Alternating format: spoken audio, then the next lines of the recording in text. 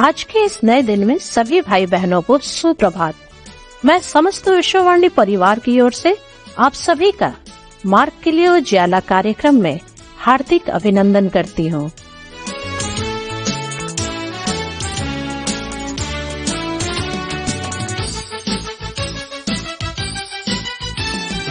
धन्य कहे मेरे मन जो कुछ मुझ में है, धन्य कहे जीवित प्रभु को।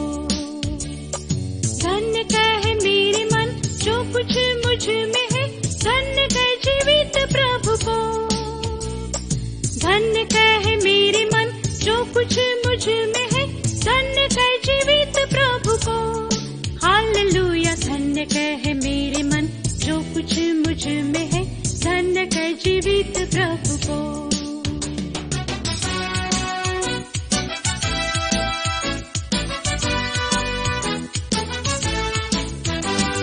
सिर्फ एक तो नहीं, आशीषें परमेश्वर की करोड़ों करोड़ों में आती है।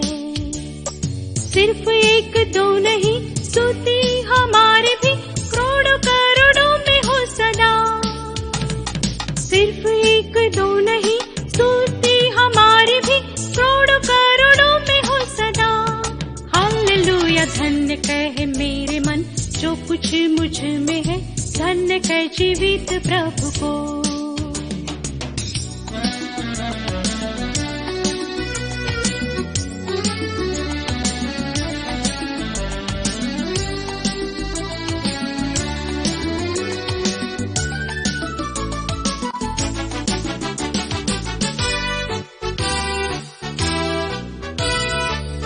देश के लोगों, पृथ्वी के निवासियों, साथ मेरे गाओ स्तुति। हम सब पंछी की तरह बंदी थे जो पिंजरे में, छुड़ाया उसकी स्तुति सर्वदा। हम सब पंछी की तरह बंदी थे जो पिंजरे में, छुड़ाया उसकी स्तुति सर्वदा। हालेलुया। धन्य कहे मेरे मन जो कुछ मुझ में है, धन्य कहे जीवित प्रभु को।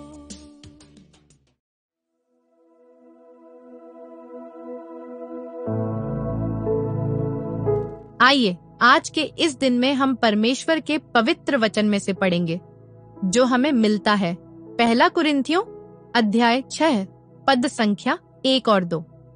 हम जो परमेश्वर के सहकर्मी हैं, यह भी समझाते हैं कि उसका अनुग्रह जो तुम पर हुआ उसे व्यर्थ न जाने दो, क्योंकि वह तो कहता है, अपनी प्रसन्नता के समय मैंने तेरी सुन ली और उद्धार के दिन मैंने तेरी सहायता की।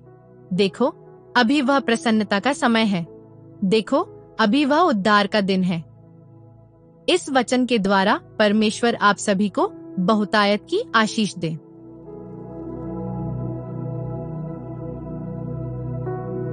प्रभु यीशु मसीह के मधुर और मीठे नाम में सभी भाई बहनों को आज इस मार्ग के उजाला के कार्यक्रम में हम आपका अभिनंदन करते हैं, धन्यवाद देते हैं।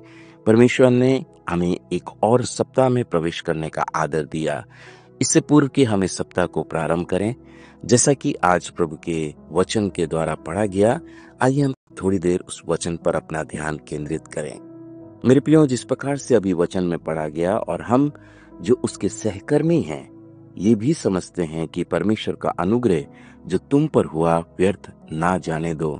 मेरे प्रियो, जबकि हम सभी जो आज शायद प्रार्थना में शरीक हैं, हम सब ने शायद प्रभु के उस आनंद को, उस उद्धार के अनुभव को हमने अपने जीवन में स्वीकारा है। और यदि हमने इसको स्वीकारा है तो परमेश्वर यहाँ पर कुरिन्थियों की कलीसिया को लिखते हुए कहता है कि वो अनुग्रह जो तुम पर हुआ व्यर्थ ना जाने दो।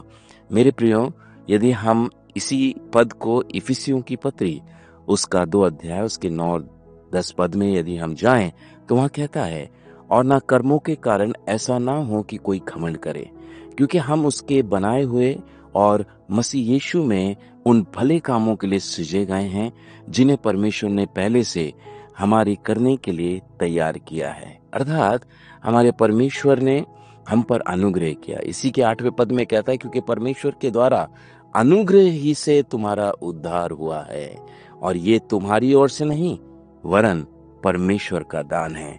स्वयं प्रियो, हम ही जानते हैं कि ये सच में परमेश्वर का एक बहुत बड़ा अनुग्रह हम सब पर हुआ है, और इसलिए कि उसने हम पर अनुग्रह किया, हम अपने परमेश्वर की महिमा करते हैं।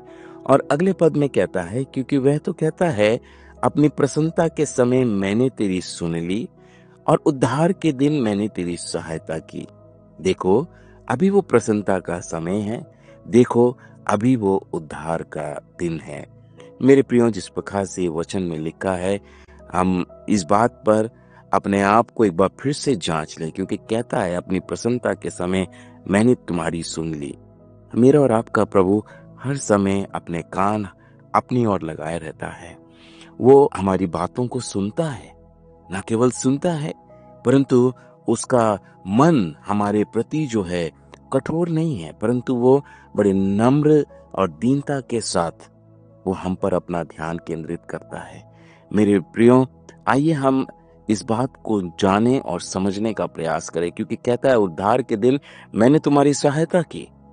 और ये सच है कि परमेश्वर ने हमारे उद्धार के समय में हमारी सहायता की है। तो आइए इस विचार को लेकर, क्योंकि परमेश्वर ने जगत से प्रेम किया है, उसने अपने पुत्र को भेजा है और पुत्र के जरिए हमने उसके उस उद्धार के अनुभव को पाया है। तो हम इस बात को समझ सकते हैं कि ये उसका बहुत बड़ा अनुग्रह हम सब पर हुआ है। इसलिए आइए हम अपने जीवन से प्रभु को धन्यवाद दें, उसकी महिमा करें। हमारे जीवित अनुग्रहकारी प्रेमी दयावंत प्रभु, धन्यवाद और धन्यवाद के साथ हम आपके चरणों में आते हैं। धन्यवाद देते हैं पिता परमेश्वर, आपका प्रेम हमारे जीवन के लिए अद्भुत है। प्रभु, आपने प्रभु हमें अपना सहकर्मी बनाया है। हम धन्यवाद देते हैं कि आपने हम पर अनुग्रह किया है, और आपका ये सख्त हिदायत है कि हम इस अनुग्रह को व्यर्थ ना जाने दें। अर्थात आप चाहते हैं कि हम आप में एक शाश्वत जीवन व्यतीत करें, ऐसा जीवन जो हमारा प्रभु हमारे जीवन से अपेक्षा करता है। सो मेरे प्रभु, आज हम अपने जीवन को जांचते हुए परखते हुए आपके पास आते हैं। हमें काटे छाटे और अपने द्वितीय आगमन के लिए प्रभु आप हमें तैयार करें। प्रभु जी, जितने भी प्रियजन आज प्रार्थना में हमारे साथ हैं, एक एक परिवार को हम आपके चरणों में लेकर आते हैं। हमारी प्रार्थना है कि आप उनकी इन प्रार्थनाओं को सुनकर प्रभु जी, आप उनकी आवश्यकता अनुसार उनकी तमाम वो जरूरतें जो उनकी, चाहे वो भौतिक हो, शारीरिक हो, मानसिक हो, आत्मिक हो, प्रभु जी वो सारी जरूरतें आप उनके जीवन के लिए पूरा करें, जिससे कि पिता परमेश्वर उनके जीवन के द्वारा आपको सदा धन्यवाद और धन्यवाद ही के बलिदान चढ़ाए जाएं। सर्वशक्तिमान परमेश्वर, हम भी अपने जीवन को आपके हाथों में देते हैं और ये प्रार्थना करते हैं कि प्रभु आने वाला दिन हमारे लिए बहुत सी आशीषें लेकर आए और हम प्रभु आपके डर और आपके भय में बढ़ते चले जाएं, क्योंकि प्रभु वो उद्धार का कार्य आपने हमारे जीवन में किया है, आपने हमारी सहायता की और अब भी आप हमारी सहायता करते हैं। इसलिए उसी विचार के साथ प्रभु हम भी अपने जीवन को नम्र दीन खाली करते हुए आपकी वेदी के सम्मुख लाते हैं। प्रभु वो प्रियजन जो बीमार हैं, आप उन पर भी दया करें, उन्हें छुएं, उन्हें शिफा दें प्रभु, आप उन्हें चंगाई दें ताकि वो भले चंगे होकर आपकी महिमा कर सकें।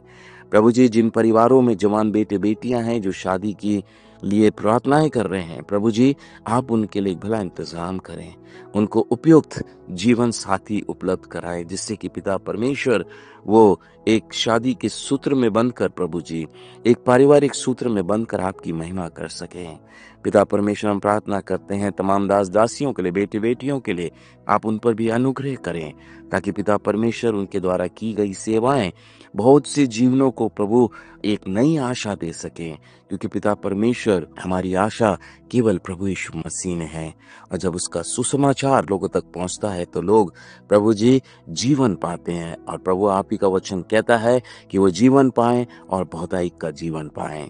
प्रभु जी, इसी विचार के साथ अपने जीवन को प्रभु हम आपके हाथों में देते हैं, आप सहर्ष हमारे जीवन को स्वीकार करें, इस प्रार्थना को सुने, हमारे धन्यवादी बलिदान स्वीकार करें, क्योंकि सब कुछ आप ही के इकलौते पुत्र हमारे उद्धार करता मसीह यीशु के नाम से मांगते हैं, सुने, दया से ग्रहण कर लें पिता, आमीन। बेथलेहम में वो आया, कलवरी पे चढ़ गया, मेरे लिए जीवन दे दिया, इस महान प्रेम पर सोच तू। मसीह में प्रियो, विश्ववाणी प्रार्थना सेंटर में हमारे प्रार्थना योद्धा आपके लिए प्रार्थना करने को 24 घंटे उपलब्ध हैं। आप किसी भी समय हमारे टोल फ्री नंबर पर प्रार्थना के लिए संपर्क कर सकते हैं। हमारा टोल फ्री नंबर है 1800-270-0333। प्रभु आपको आशीष दे।